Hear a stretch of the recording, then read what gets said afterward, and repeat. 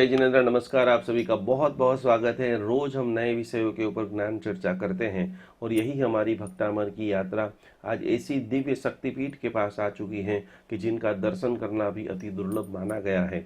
ऐसे महुड़ी के करीब जहाँ पर करोड़ों घंटाकण महावीर देव के मंत्र हुए हैं, हवन हुए हैं, यज्ञ हुए हैं और लाखों भक्तों के कार्य परिपूर्ण हुए हैं, ऐसी दिव्य शक्तिपीठ के अंदर हम बैठे हैं। और दिव्य शक्तिपीठ के मार्गदर्शक, लाखों युवाओं के जो पथ दर्शक हैं, ऐसे हमारे माँ भगवती पद्मावती माता के परम साधक, नमस्कार महामंत्र के परम उपासक और आचार्य भगवान कलापूर्ण श्रीश्वर जी महाराजा की दिव्य कृपा जिनके ऊपर असीम बरस रही है, ऐसे कच्छ के कोहिनूर पंडित वर्य श्री दिनेश भाई गुरु जी हमारे साथ में हैं। हम सभी लोग आपको प्रणाम कर रहे हैं।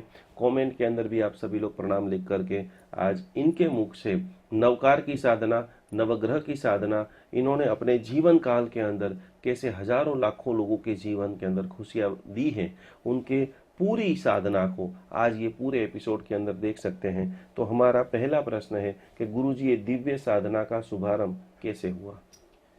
मेरी जिंदगी में जब मैं बहुत छोटा था तब मेरे माताजी मेरे गुरुदेव कलापूर्ण श्री महाराज साहब के पास मुझे लेके जाते थे और हर बार उनको बोलते थे, मेरे इस लड़के को कोई देवी का दर्शन होता है।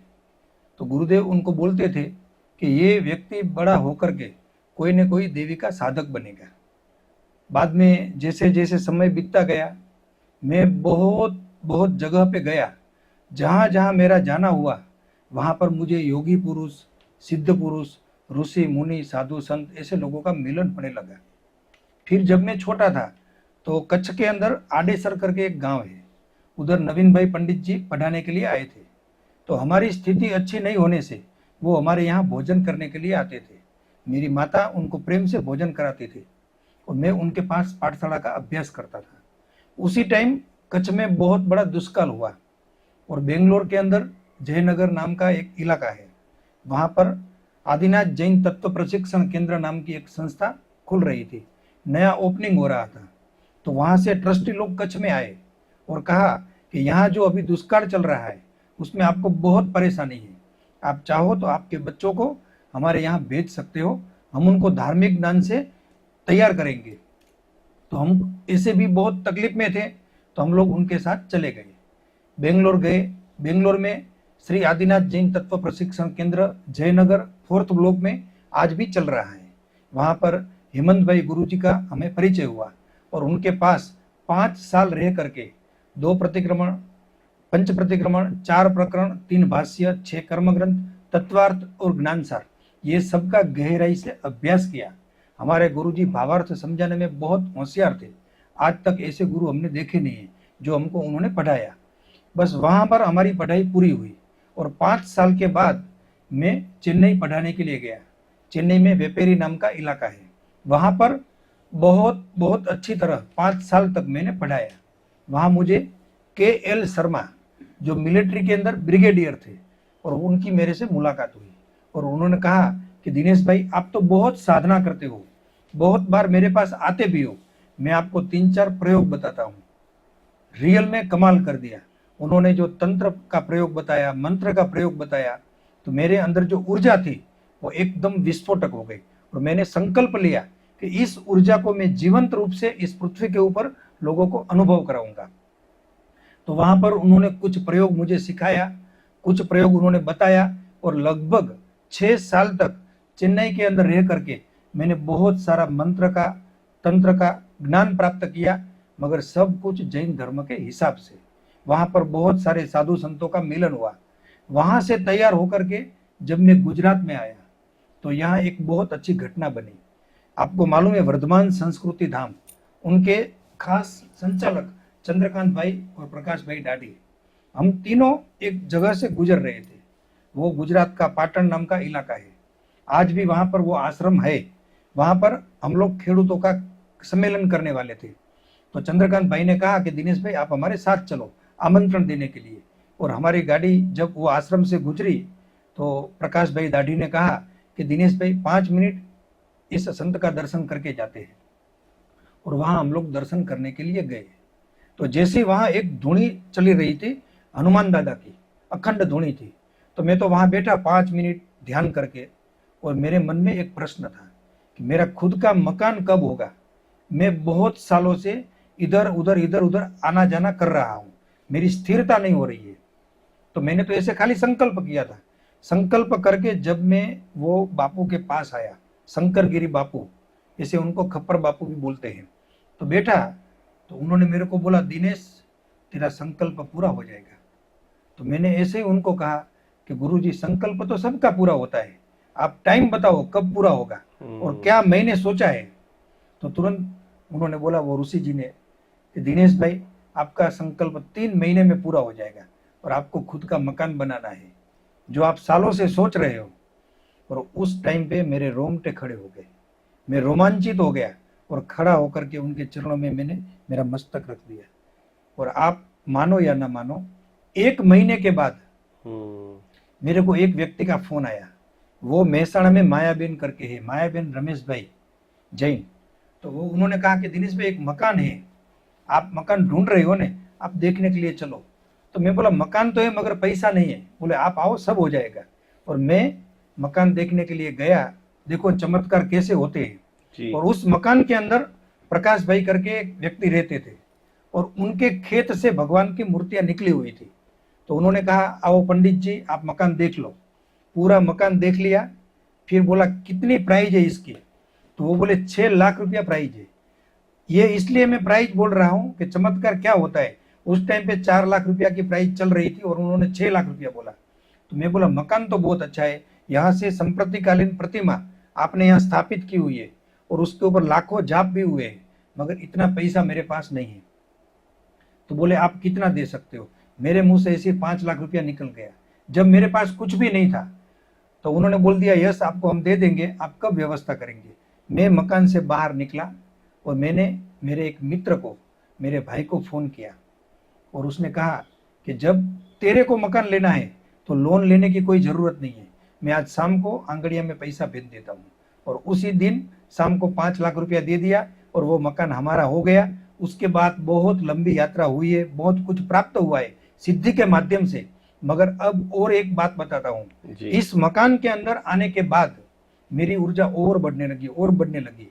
अब कोई दिव्य शक्ति मेरे को आकर्षित कर रही थी और मैं भी उसके प्रति आकर्षित हो रहा था।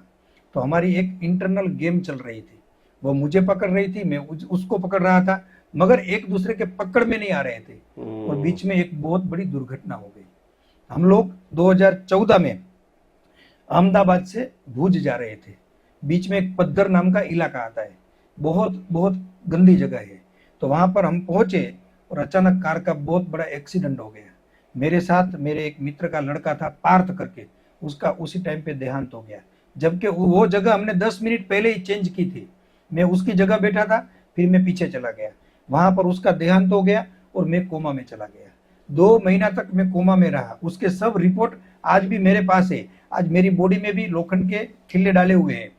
मगर जैसे धरतीकंप आता है ने, तो कुछ जगह पे धन निकल जाता है और कुछ जगह से धन चला जाता है। बस मेरी जिंदगी का ये धरतीकंप बहुत कुछ लेकर के आया। जब मैं कोमा से बाहर निकला तो मेरे 2 प्रतिक्रमण, 5 प्रतिक्रमण, 6 कर्मग्रंथ, तत्वार्थ सब एकदम मुंह पे थे। मैं 5000 मंत्र आज भी एकदम कानो मात्र, ह्रस्व, दीर्घ, अल्प विराम, पूर्ण विराम बिना भूले बोल सकता हूँ। वो कोई दिव्य शक्ति मेरे में आई। उसके बाद मैं जब अहमदाबाद आया तो वहां पर एक मेरा खुद का मकान था। उसके अंदर मैं रात को विराम करता था, कामेश्वर एनेक्सी ए 203 नरेंद्र मोदी स्टेडियम के सामने। तो वहां पर जब मैं रात को ठहरता था तो कोई दिव्य शक्ति मेरी पूजा के रूम में आकर के बैठती थी, जिसको मैं आपको फोटो में बताऊंगा। यहाँ भी उनको विराजमान किया हुआ है। तो वो जब मेरे को दिखती थी शक्ति, तो मैं उसको पूछता था कि आप कौन हैं और क्यों आते हो, मगर कोई जवाब मेरे को नहीं मिलता था। 3 दिन तक कंटिन्यूज मैंने ये देखा। चौथे दिन मैंने प्रश्न पूछा कि माता जी आप पद्मावती देवी हो, क्योंकि पार्श्वनाथ भगवान के सामने आते हो, आप मेरा काम करेंगे ने? यदि यहाँ पर आए हुए व्यक्ति का काम नहीं होगा तो मैं ये फ्लैट खाली करके चला जाऊंगा, और यदि काम होने लगा तो मैं कभी मेरे परिवार के साथ यहाँ नहीं बसूंगा। आज उस बात को 14 साल हो गए।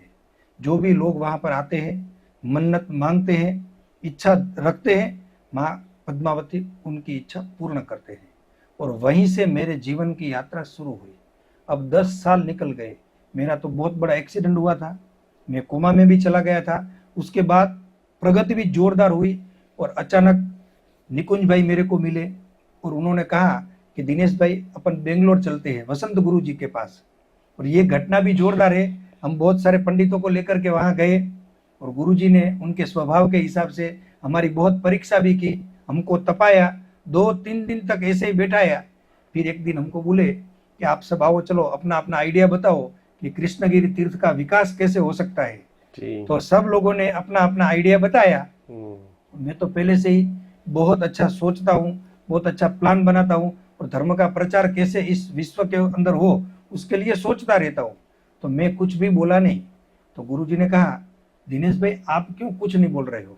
तो मैंने गुरु जी को कहा, आपको यदि मेरे आइडिया को लेना है तो एकांत में मिलना पड़ेगा। देखो यहाँ एक चमत्कार की और शुरुआत हुई।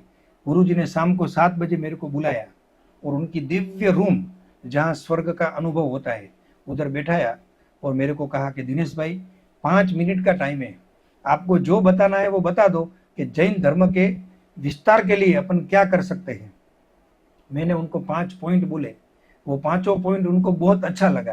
पहला पॉइंट ये कहा कि गुरुदेव, धर्म का प्रचार यदि करना है तो कॉमर्शियल रूप से कभी नहीं होगा, इमोशनल रूप से होगा। आप व्यक्ति को खरीद के काम करेंगे ने तो जितना पैसा उसको देंगे ने उतना ही वो काम करेगा। उससे तो अच्छा है उसको आप समर्पित करो। तो बोले कैसे होता है? फिर मैंने उनको ब्रह्मा कुमारी का दाखला दिया, रविशंकर महाराज का दाखला दिया, रामदेव स्वामी का दाखला दिया, कि सत्य स्वामी नारायण भगवान का दाखला दिया, फिर सत्य साई का दाखला दिया कि वहां पर वो लोग लोगों को समर्पित करते हैं और आज करोड़ों लोगों का नेटवर्क वो लोग चला रहे हैं। एक तरफ गवर्नमेंट है और एक तरफ उनके भक्त वर्ग है, तो दोनों सेमिनार चलते हैं। तो मैंने उनको बहुत अच्छी तरह ये 3-4 बातें की, उनको बहुत अच्छा लगा। फिर जूनागढ़ के बापू की बात की, दशरथ गिरी बापू की बात की। तो बोले दिनेश भाई आप और निकुंज भाई दोनों साथ में मिल करके गुजरात में हमारा प्रवेश कराओ और अगला मेरा जन्मदिन आ रहा है, आप क्या कर सकते हो? तो मैं बोला आप बोलो, वो करेंगे आपके आशीर्वाद से। तो पहले उन्होंने कहा कि एक कोई फूल का नाम सोच लो तुम। तो मैंने कुमुद के फूल का नाम मन में सोचा। फिर उन्होंने कहा कि दिनेश भाई भी हाथ में आप सुगंध लो। तो मैंने सुगंध ली तो कुमुद के फूल की सुगंध आ रही थी। मैं एकदम रोमांचित हो गया। फिर बोले एक अंक मन में सोचो आप।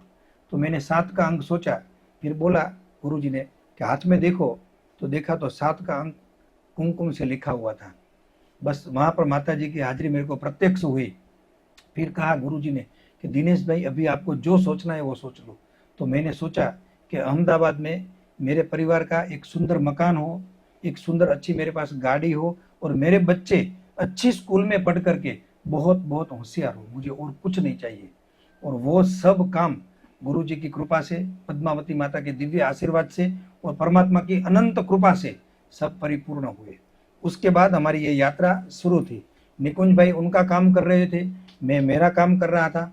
कहीं कहीं उनको मार्गदर्शन चाहिए तो वो मेरे पास आते थे, कहीं कहीं मुझे ऐसे आगे कुछ अप्लाई करना है, काम करना है तो वो मेरे को सहयोग देते थे। ऐसे धीरे धीरे हमारा दोनों का काम आगे बढ़ने लगा। वापस एक बार उनका फोन आया कि दिनेश भाई अब मैंने तो बहुत सारे काम आगे बढ़ाए हैं, आपको उसके अंदर इन्वॉल्व होना है, आपका भी मार्गदर्शन, आपके अनुभव लोगों तक पहुंचाना है। तो मैंने उनको कहा निकुंज भाई अब एक बहुत बड़ा चमत्कार हुआ है जिसकी कल्पना मैंने जिंदगी में नहीं की थी। खाली एक बार सोचा था कि कोई एक अच्छी शक्तिपीठ हो, एकांत जगह हो जहां कोई लोग आते जाते न हो, ऐसी मैं जगह चाहता था। और अचानक मैं यहाँ पर वीर रेसिडेंसी जो महुड़ी के समीप में आया हुआ है, यहाँ बाजू में समर्पण आश्रम है, बाजू में पिरामिड मंदिर है और वो सब मंदिरों की ऊर्जा से प्रभावित ये घंटाकर्ण महावीर की गुप्त साधना पीठ है। वहां पर आप आओ, अपन दोनों मिलेंगे और बात करेंगे। जब निकुंज भाई यहाँ आए और उन्होंने ये साधना पीठ पूरी देखी, बहुत खुश हो गए। उनके अंतर के अंदर एक आनंद का झरना निकलने लगा और वो बोले दिनेश भाई अब आप आपके अनुभव बताओ कि ये पीठिका आपको मिली कैसे। तो मैंने उनको बताया 4-5 महीने पहले जिन शिखर सागर महाराज साहब का मुझे फोन आया और उन्होंने कहा कि दिनेश भाई आप साधना के लिए जगह चाहते थे ने, तो मैं आपको जगह दे देता हूँ। और हमारा दोनों का गुरु जी का और हमारा मिलन हुआ और गुरु जी ने प्रेम से ये जगह मेरे को अर्पण कर दी और आज इस जगह पे इतनी सुंदर बात मैं आपको करते करते रोमांचित हो रहा हूँ कि आप भी इस अदृश्य विश्व से जुड़ो, ये अदृश्य शक्ति से जुड़ो। जब भी रात को सो जाते हो ने, तब आपका अचेतन मन विश्व में भ्रमण करता है, और भ्रमण करने के बाद आपको जो जो चीज चाहिए ने, उधर वो धीरे धीरे स्टॉपेज करता है और उसको रिकॉर्डिंग करता है। और जब सुबह में आप उठते हो ने, तो वही चीजें आपके सामने आने लगती है।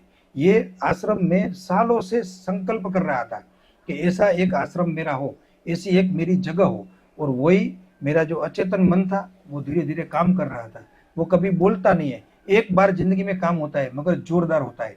आज हम आपको नवकार के बारे में समझाएंगे, नवग्रह के बारे में समझाएंगे, ये ऊर्जाएं कैसे काम करती है और उसको कैसे एक्टिव कर सकते हैं।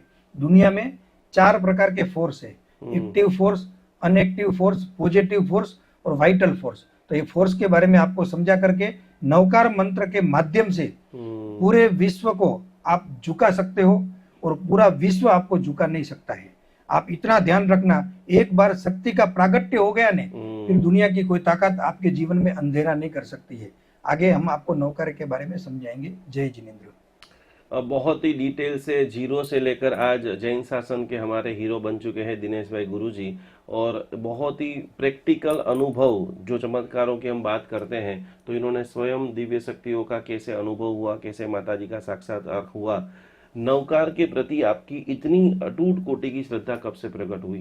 कोई अनुभव हुआ था या बचपन से ही नवकार के प्रति श्रद्धा का भाव था? मैं मेरी जिंदगी में 2001 में डीसा के अंदर पाठशाला पढ़ाता था, शांति नगर जैन सोसाइटी में, हाईवे रोड के ऊपर। वहां पर धुरंधर विजय जी महाराज साहब और महायश विजय जी महाराज साहब, ये दोनों के पास रहने का मुझे अहोभाग्य मिला। तो पाठशाला मेरी 4-5 घंटे की थी। उसके बाद मैं उनके चरणों में बैठता था, और महायश विजय जी महाराज साहब जो नवकार मंत्र के सिद्ध साधक थे, वो हर बार मेरे को कहते थे कि दिनेश भाई आप कुछ भी करो, नवकार को कभी भी मत छोड़ो। और वो नवकार के बारे में मुझे समझाते रहते थे। उस टाइम से मेरे रोम रोम में नवकार मंत्र का ध्यान बस गया था। और एक दिन वहां से संघ निकला शंखेश्वर जी का, कला पूर्णश्री महाराज साहब की निश्रा थी, और विधिकारक के रूप में मेरे को चुना गया। तो मैं वहां पर साथ में गया, 7 दिन का संघ था, और वो 7 दिन कला पूर्णश्री महाराज साहब के मुख से हमने पार्श्वनाथ भगवान और नवकार मंत्र, ये दोनों का वर्णन सुना, और वर्णन सुनते सुनते उसके रस को हमने पिया। ऐसे सोचो ने कि हम नवकारमय बन गए। उसके बाद वापस जब मैं डीसा आया, गुरुदेव को मिला, महायश विजय जी महाराज साहब को, तो महायश विजय जी महाराज साहब ने कहा कि दिनेश भाई जिंदगी में एक काम जरूर करना, तुम 1000 लोगों तक ये नवकार मंत्र पहुंचाना। तुम धरती के ऊपर मंदिर बनाओ या ना बनाओ, मगर एक व्यक्ति के दिल में यदि नवकार मंत्र की स्थापना कर दी ने, तो 1 लाख मंदिर बनाने का पुण्य तेरे को मिलेगा। उस दिन मैंने संकल्प कर लिया, और आपको आश्चर्य होगा, हमने ये मंत्र की बुक प्रकाशित की हुई है। आज तक 10,000 बुक हमने फ्री में बांटी है। इसका ओपनिंग दुबई के अंदर हुआ था, और वो प्रोग्राम इतना जोरदार था कि उसके चमत्कारों के बारे में भी बाद में कभी हम बताएंगे। मगर कहने का मतलब कि जो मैं नवकार की बात आपको कर रहा हूँ, वो नवकार नाभि से निकलना चाहिए। यदि एक बार नाभि से निकल गया ने, तो नवो ग्रह आपके चरणों में आके बैठेंगे।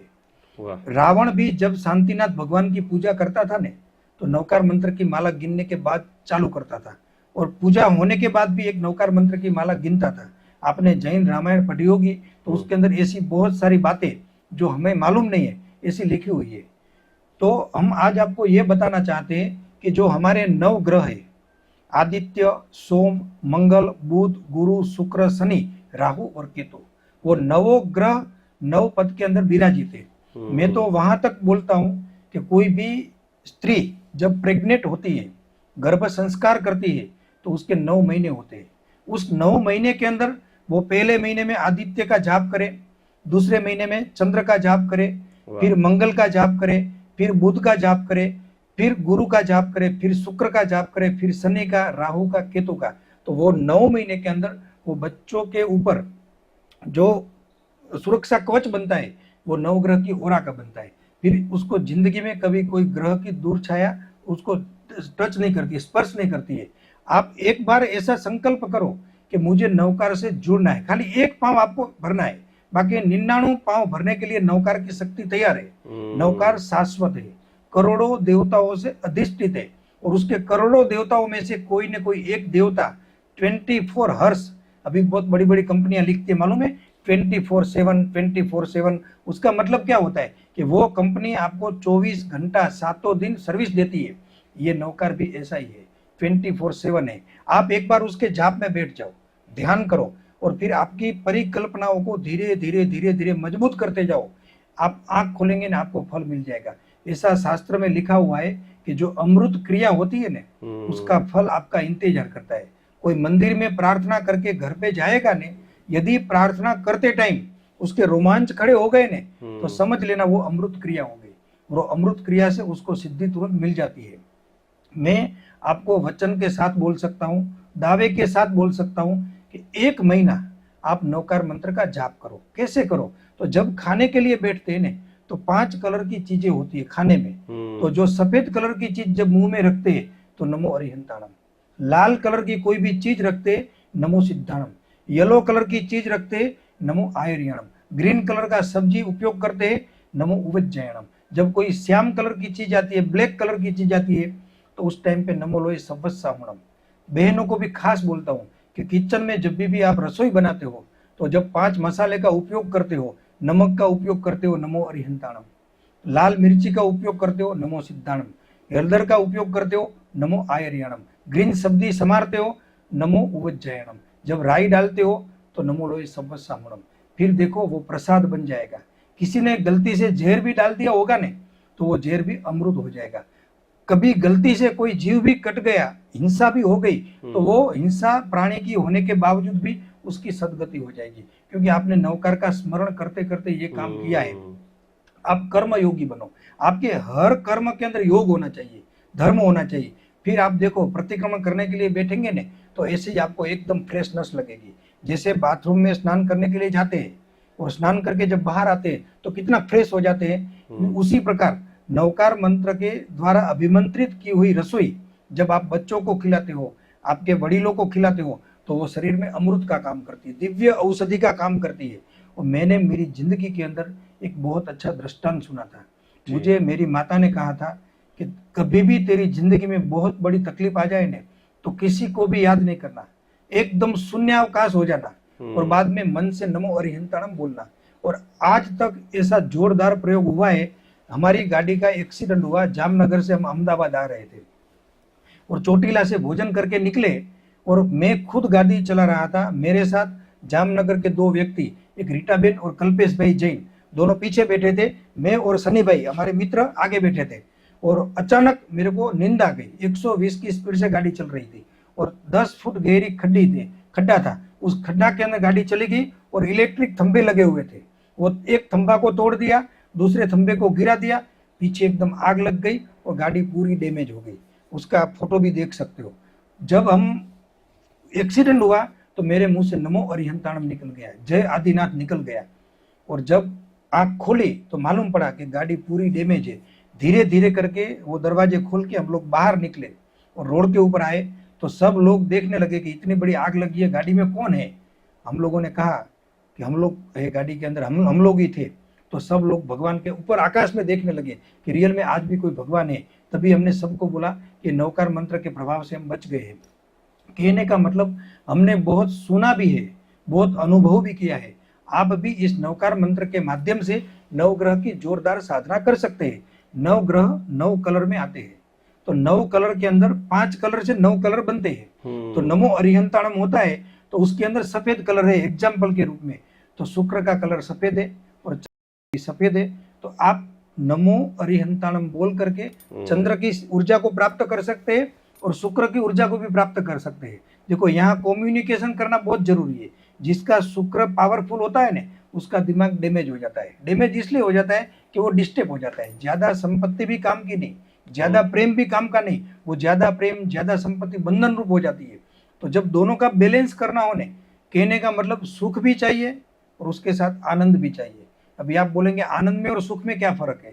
तो सुख समृद्धि से मिलता है, किसी एक व्यक्ति को मिलने से मिलता है, दूसरी चीज को स्पर्श करने से मिलता है। आनंद अकेले में मिलता है।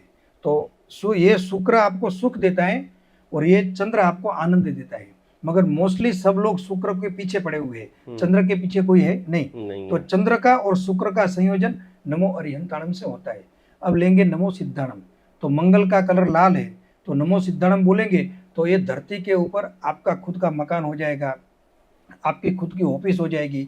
और जिसको मंगल कन्या होती है, मंगल ग्रह जो अभिभूत होता है, तो वो व्यक्ति यदि मंगल का जाप करे, मतलब नमो सिद्धाणम का जाप करे, ओम ह्रीम नमो सिद्धाणम स्वाहा, ऐसा आप बार बार बोलेंगे ने, तो मंगल मंगल मंगल ही होगा।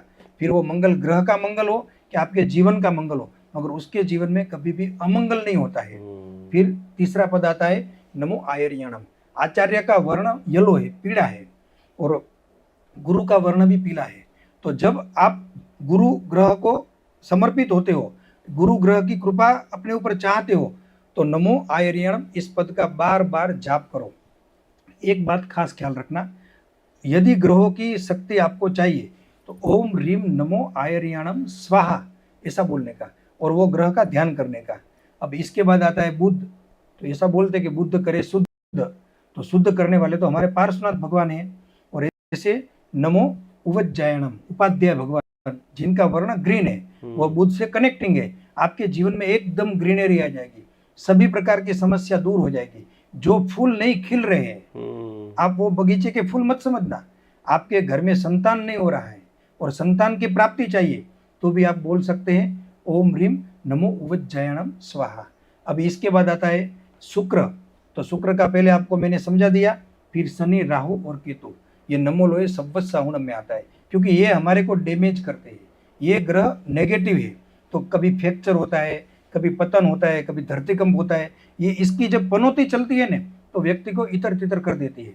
तो इस पनौती से बाहर निकलने के लिए ओम ह्रीम नमो लोहे संवत्साहुणम, इसका बेसिक अर्थ ये है कि हमारे साधु भगवान जो होते हैं ना, वो खड़े होकर के ध्यान करते हैं, जाप करते हैं, तो उनके पाँव में एक शक्ति होती है। वो दिव्य शक्ति के प्रभाव से वो हमें को कभी डैमेज नहीं कर सकते। तीनों ग्रह, तो तीनों ग्रह की कृपा चाहिए आपको। राहु की पनौती चल रही है, शनि की या केतु की, आप ओम ह्रीम नमो लोहे संवत्साहुणम स्वाहा ऐसा जाप करके इसकी कृपा को प्राप्त कर सकते हैं। दूसरा एक और भी अर्थ है कि आप जो शर्ट पहनते हो, कपड़े धारण करते हो, उस कपड़े को भी इस कलर से मैच कर सकते हो। जैसे कि आपको अरिहंत की कृपा चाहिए, शुक्र और चंद्र की कृपा चाहिए, आप सफ़ेद वस्त्र पहनो। कब पहनने का सफ़ेद वस्त्र? तो सोमवार को और शुक्रवार को। मंगलवार को आप रेड कलर धारण कर सकते हो, फिर गुरुवार को येलो कलर और बुधवार को ग्रीन कलर। ऐसे ग्रहों की कृपा आपको कपड़ों के माध्यम से भी प्राप्त कर सकते हो। समझ लो आपको कपड़े चेंज नहीं करना है, जो रूटीन में पहनते हो वही पहनना है। तो हाथ रुमाल तो हम सब रखते ही है, तो 5 कलर के हाथ रुमाल रखो, और जिस दिन जो वार है वो उस दिन आपके हाथ में वो रुमाल होना चाहिए। सामने वाले को भी मालूम पड़ जाएगा कि आज दिनेश भाई के हाथ में ग्रीन रुमाल है तो आज बुधवार होना चाहिए, आज लाल कलर का रुमाल है तो आज मंगलवार होना चाहिए, आज सफ़ेद कलर का है तो आज शुक्रवार या तो सोमवार होना चाहिए। कहने का मतलब कि ये सब नॉलेज बहुत बहुत सामान्य है, मगर बहुत बड़ा फायदा आपको दे सकता है। ये ज्ञान आपको बार बार लेना चाहिए, चिंतन करना चाहिए, नवकार का अभ्यास करना चाहिए, और नवकार के माध्यम से 4 प्रकार की ऊर्जा जो मैंने कही थी, वो ऊर्जा कैसे प्राप्त कर सकते हैं वो हम आपको आगे बताएंगे।